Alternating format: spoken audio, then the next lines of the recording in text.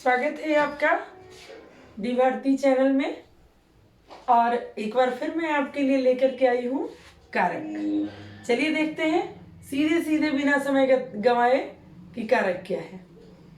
कारक को इंग्लिश में केस के नाम से जानते हैं। और कारक का काम क्या है? कारक जो है संज्ञा और सर्वनाम के जिस रूप से, यानी वह रूप, संज्ञा और सर्वनाम का वह रूप जिससे उसका संबंध, संज्ञा और सर्वनाम का वह रूप जिससे उसका संबंध वाक्य में आए, अन्य शब्दों के साथ पता चले, उसे कारक कहते हैं। अब ऐसी परिभाषा देखने से लग रहा होगा ये क्या, संज्ञा और सर्वनाम के जिस रूप से उसका पता, उसका संबंध अन्य वाक्यों के साथ चले, उसे कारक कहते हैं। इसको आसानी से हम लोग समझ लेंगे एग्जाम्पल के जरिए। जैसे देखिए यहां पर है वह छत पर सो रहा है। अगर मैं पर नहीं लगाती, यहां पर अगर मैं पर नहीं लगाती, या मैं पटना से आया हूं, यहां पर मैं से नहीं लगाती, तो वह छत सो रहा है, मैं पटना आया हूं। अरे भाई ऐसे तो कुछ पता नहीं चल रहा है, वह छत सो रहा है, मतलब छत भी सोता है, लगा दिए इस पर तो क्या हो गया, वह छत पर सो रहा है। और वह का संबंध वाक्य में आए दूसरे शब्दों के साथ इसका क्लियर हो गया कि कहाँ भाई, तो वह छत पर सो रहा है।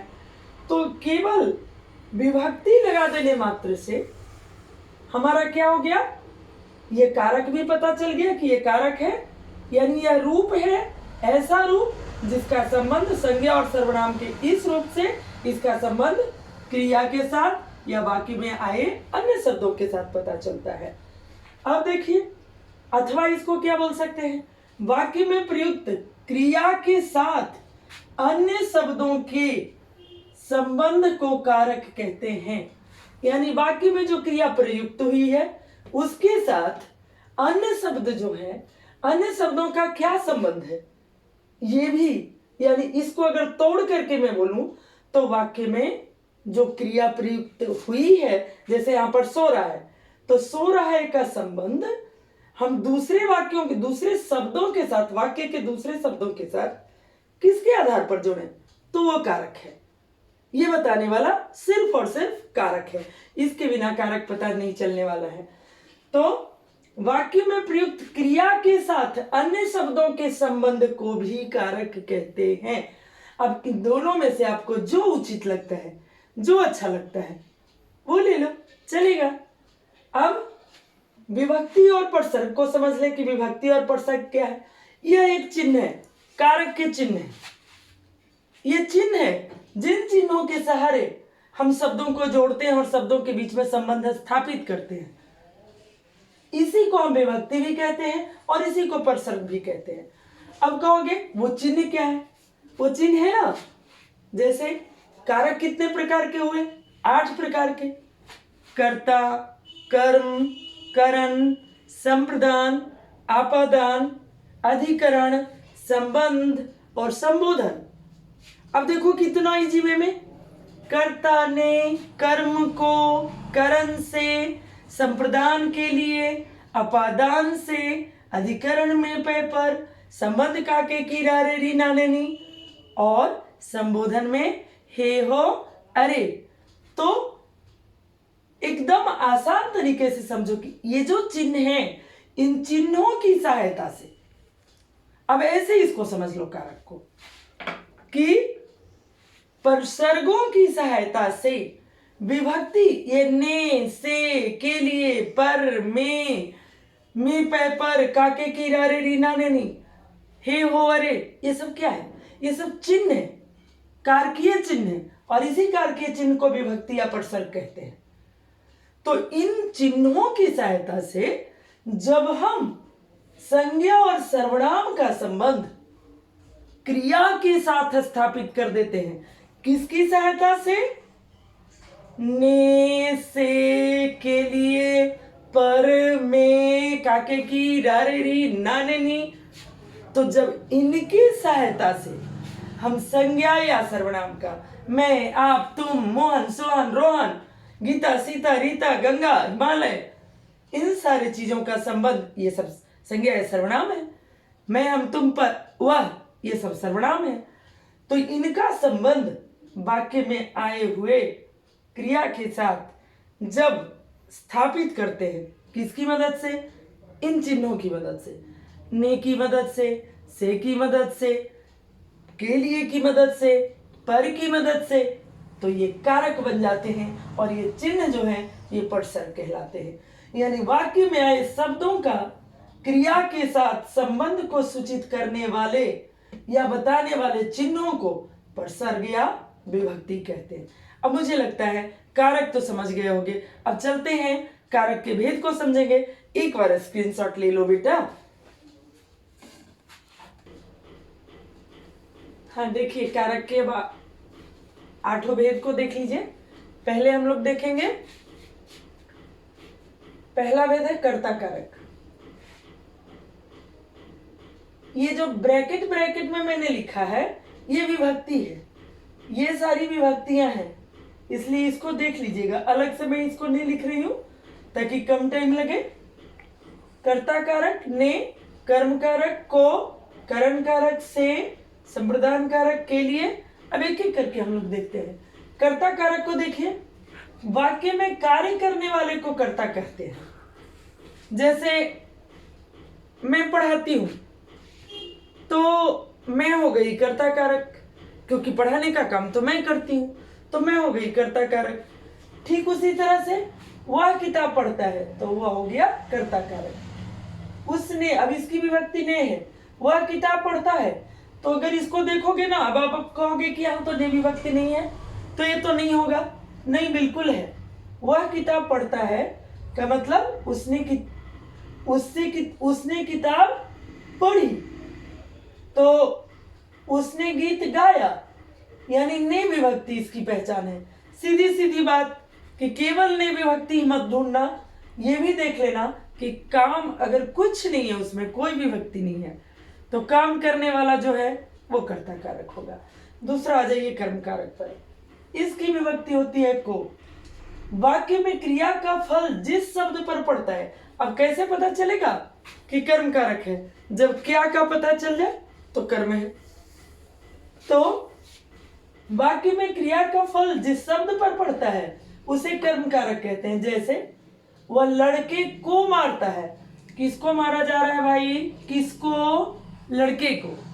यानी कि एकदम यही, यहां पर वह जो है नेग्लिजिबल है, ये इसका कोई अर्थ नहीं, बल्कि लड़के को मारने का अर्थ निकल रहा है। किसको? तो लड़के को।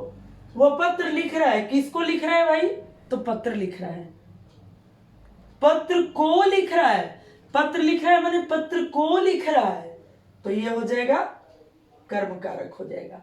अब देखिए करण कारक में इसकी विभक्ति होती है से, लेकिन से जो है ना, ये से जो है ना माध्यम है, सहारा है, वो चीज है जिसके द्वारा कोई कहीं आना जाना, ले जाना ले आना, ये सारी चीजें माध्यम बनता है, सहायक बनता है।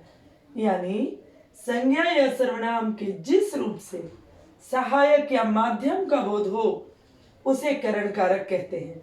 जैसे मैं बाइक से आया हूं, कैसे आया भाई? तो बाइक से। कौन सा साधन रहा भाई? बाइक रहा साधन। कैसे आया हूं? ट्रेन से आया हूं। कौन से साधन से आया हूं भाई? तो ट्रेन से आया हूं।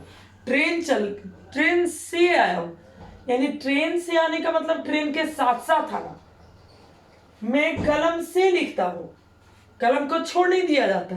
अपादान कारक में से का मतलब दूर चल जाना होता है, ई से का मतलब साथ साथ होना है। ट्रेन से आना, तो ट्रेन ऐसा थोड़ी है कि ट्रेन उधर रह गई और हम इधर आ गए। ट्रेन मेरे साथ साथ आई, मुझे लाई, हम उसकी सहायता से आए, हम उसको माध्यम बना के आए। तो जब सहायक या माध्यम का बोध हो तब हो जाता है करण कारक। और इसकी विभक्ति जो होती है वो से होती है। वह कलम से लिखता है, मैं बाइक से आया हूं, मैं ट्रेन से आई हूं। संप्रदान कारक के लिए, इसकी विभक्ति है के लिए। अब इसमें क्या होता है कि वाक्य में जिसके लिए क्रिया की जाती है, या अगर कुछ दिया जाता है किसी को, या तो जिसके लिए क्रिया की जाए या तो कुछ दिया जाए, जैसे मैंने तुम्हें किताब दी, मैंने तुम्हें कलम दी, तो देने का सेंस आया।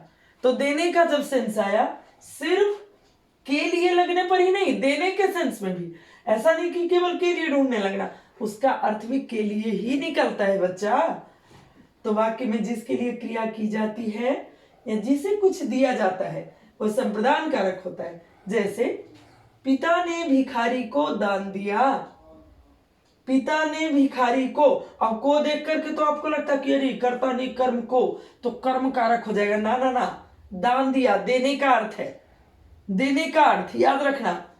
तो पिता ने भिखारी को दान दिया, राम के लिए नए कपड़े आए हैं, सोहन ने मोहन को घड़ी दी, मां ने भिखारी को भिक्षा दी, मां ने भूखे को भोजन दिया। तो जब देने के सेंस में आ जाए या के लिए रहे तो संप्रदान कारक होगा। एक बार बच्चा जी आप लोग जरा स्क्रीनशॉट ले लो, फिर मैं और चालू करवाती हूँ।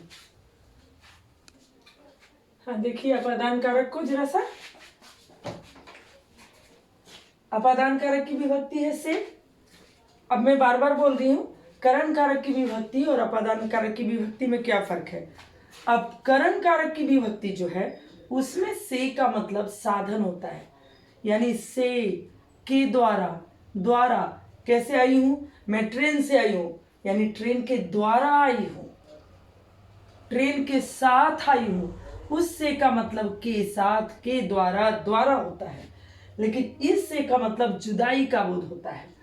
अब संज्ञा या सर्वनाम के जिस रूप से, देखिए मैंने इसको तोड़ करके लिखा है, संज्ञा या सर्वनाम के जिस रूप से जुदाई का, लज्जा का, शर्म का, तुलना का, डर का, आदि का बोध, डर आदि का बोध हो, तो वहां पर अपादान कारक होता है।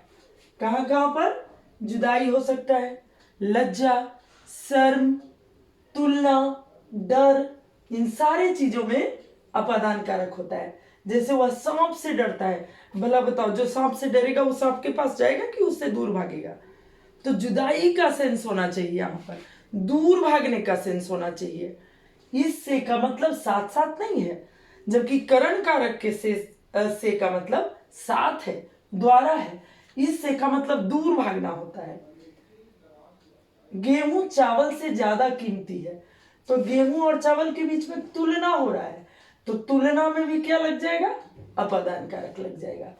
पेड़ से पत्ते गिरते हैं, पेड़ से पत्ता टूट करके गिर गया मतलब जुदाई हो गया, तो यहां पर भी अपादान कारक होगा। अब संबंध कारक को देख लीजिए, नाम से ये स्पष्ट है, बिल्कुल पूरी तरह से नाम से क्लियर हो रहा है कि संबंध कारक यानी वाक्य में आए एक संज्ञा सर्वनाम का दूसरे संज्ञा सर्वनाम, कौन से दूसरे, बाकी ही में आए दूसरे संज्ञा सर्वनाम के साथ संबंध बताने वाला शब्द संबंध कारक कहलाता है। और इसकी विभक्ति यहां छूट गई थी, का, के की, रा, रे, री, नाने, नी।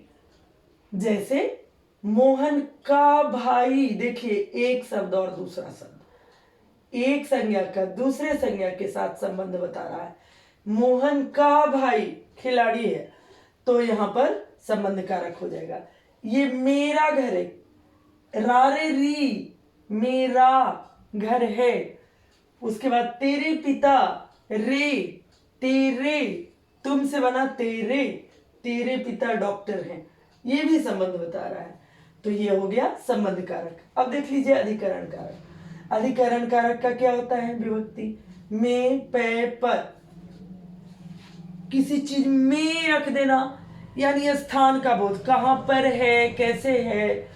जिस शब्द से यह पता चले कि क्रिया के होने का स्थान या काल क्या है, वहां अधिकरण कारक होता है। जैसे मैंने कपड़े संदूक में रख दिए हैं, कहा, संदूक में, स्थान का बोध हो रहा है। राम इसी घर में रहता है, यानी में पे पर, वह छत पर सोता है।